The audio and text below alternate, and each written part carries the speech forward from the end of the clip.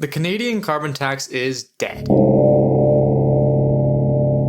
But this video isn't about the Canadian carbon tax. In fact, I am not touching that political dumpster fire anytime soon.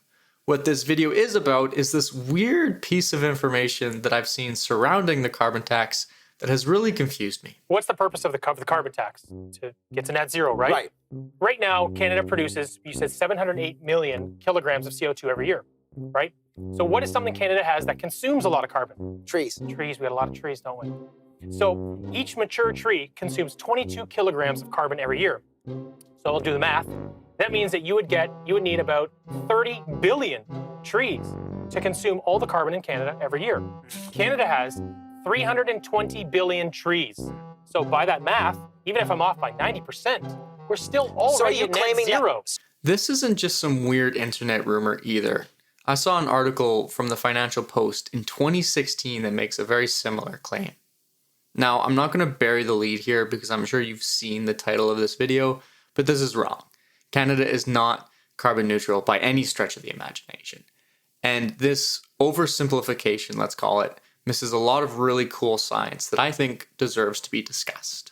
And we're going to do that in the first video of my climate change misinformation series, where I go around setting the record straight on different pieces of misinformation that I've heard. But I'm going to do more than that because I think fact-checking is pretty simple. Google could probably do that for you.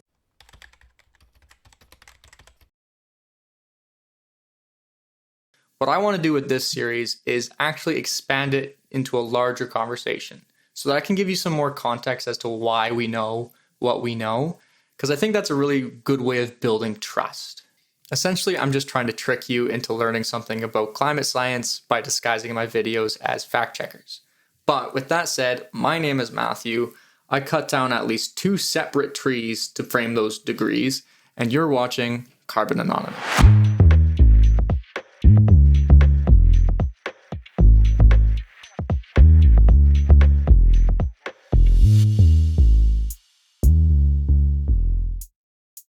What makes this whole Canada is already carbon neutral argument so poignant is that most people can intuitively understand it. I mean, we all remember from school that trees do photosynthesis, and that photosynthesis pulls carbon dioxide out of the atmosphere. And then you combine that with the fact that Canada is basically one massive forest. I mean, we have so many trees, we decided to put it on our flag. You combine both those facts, and it just kind of makes sense. I mean, as long as you don't think about it too hard. But that's the thing about misinformation. If it was obvious, no one would believe in it. So therefore, the worst pieces of misinformation usually have at least just a little bit of truth in them. So let's stop beating around the bush here and discuss why, even though Canada has the world's largest forest, we're not actually carbon neutral. And to do that, we're going to have to explain the carbon cycle. But before I get started, just to preempt any confusion, I'm going to be using the word carbon and carbon dioxide synonymously throughout this video.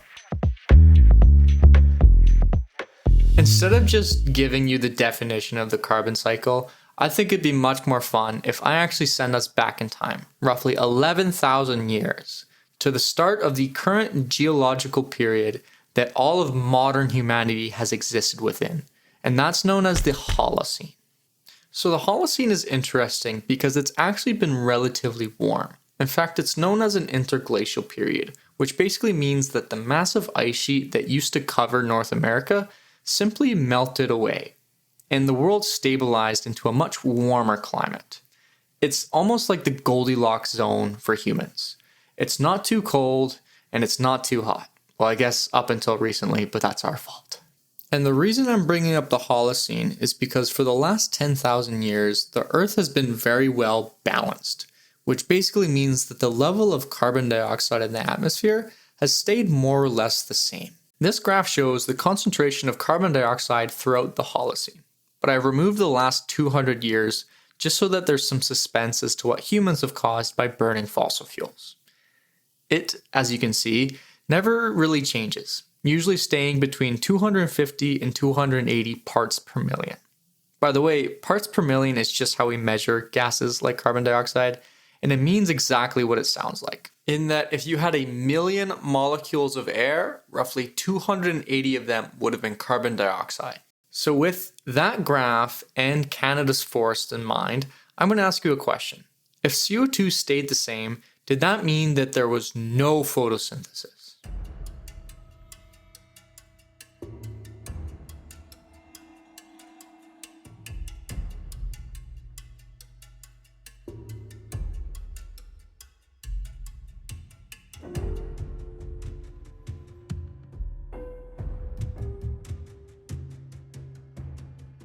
Of course we had photosynthesis. I mean, we have trees that are literally thousands of years old.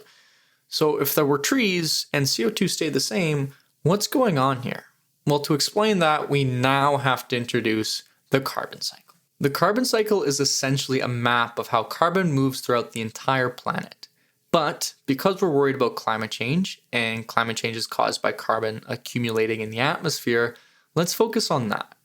If the level of carbon dioxide was constant, what that means in practice is carbon sinks, like trees that pull carbon dioxide out of the atmosphere, were equal to the carbon sources, like fires or decomposition, or quite literally just breathing, that add carbon dioxide into the atmosphere. So that's what I mean when I say nature was in balance. The sinks and sources of carbon essentially just canceled each other out. Well, that was true until humans came along and unbalanced the system by burning fossil fuels, which essentially is just a huge additional source of carbon.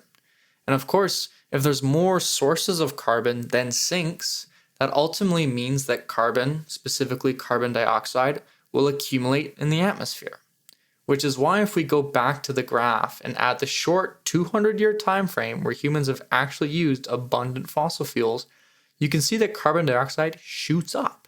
So I hope now that we understand what I mean by the carbon cycle, it's starting to make sense why Canada, or any other country with a lot of trees, can't just claim to be carbon neutral.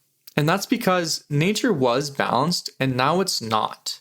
So the only way to fix this issue would be A, to reduce the amount of emissions humans produce, right? Make that carbon source smaller, or B, increase the amount of carbon sinks around the world. In fact, option B is something we are pursuing, which could be, for example, just planting additional trees. Canada, for example, has the 2 billion trees program that is hoping to plant 2 billion trees by at least 2030. So is that the answer then? Instead of just pointing towards trees that are already planted, we just need to plant extra trees? Well, unfortunately not, because we need to talk about forests in general and how they're not actually that good of a climate change solution. Forests are unfortunately an ecosystem that is very much affected by climate change. In fact, one of the consequences of climate change is more frequent and more severe wildfires. And if we remember from our carbon cycle discussion, fires are most definitely a source of carbon for the atmosphere. Now, wildfires or forest fires are very complex and can be brought about by a magnitude of things, like ignition, fuel, infrastructure, response times, you name it. So the connection to climate change isn't necessarily one-to-one. However, it is very well established. Simply put, wet wood does not burn, but dry wood does. And ultimately, climate change is making our forests much drier. In fact, the worst wildfire season in Canadian history, 2023, was fueled by record high temperatures and record drought conditions. The total area burned was more than 170,000 square kilometers and more than doubled the previous record set in 1995. And to put this area in context, this wildfire burned the same land area as Austria and Portugal combined. This one wildfire season released nearly 640 million tons of carbon dioxide back into the atmosphere, which ironically is very close to how much Canada emitted as an entire country for the same year. This is really important for climate change because forests have historically been a carbon sink, but a lot of studies are starting to show that they are slowly transitioning to a net source of carbon because they're simply just on fire so much. Now, before you panic, This is bad, but it's not that bad. In fact, for Canadian forests, it's actually relatively normal. Fires are natural and sometimes a necessary part of the ecosystem. In fact, some trees have evolved to rely on fires. Some pine trees, for example, actually have cones that will only release seeds after a fire melts their resin. In many ways, Canadian forests are probably overgrown, and we actually may need more fires, not less, to return them back to what they were. And this is why, for example, Parks Canada is actively starting fires in certain parks. This is called prescribed burns and is actually something that First Nations used to do on a regular basis before Europeans who thought they knew better forced them to stop. Now, it is a little ironic that in the middle of the climate crisis, we actually should start promoting more fires than less. But this is largely the right thing to do because it restores ecosystem health and also reduces property risk, because a bunch of small, controlled fires is always going to be better than one massive one. So the overarching takeaways for this video should be that Canada is by no means carbon neutral, and trees should not be used as an excuse to stop us from doing the right thing, which is reducing our emissions.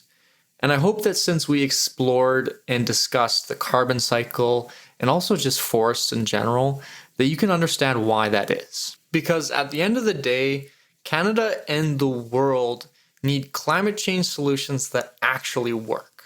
Axe the tax! Axe the tax! Axe the tax! Just maybe not that one. Well, that's it. Thank you for watching. But one more thing before you go, this YouTube channel is still quite new, and I'm trying to get more traction. And the easiest way to do that is just to simply beg for some help. So do all the things, right? Whether it be liking, commenting, subscribing, or even sharing, right? If you know somebody that has fallen for this misinformation before, share the video with them. Lastly, my name is Matthew. This has been Carbon Anonymous, and thank you for watching.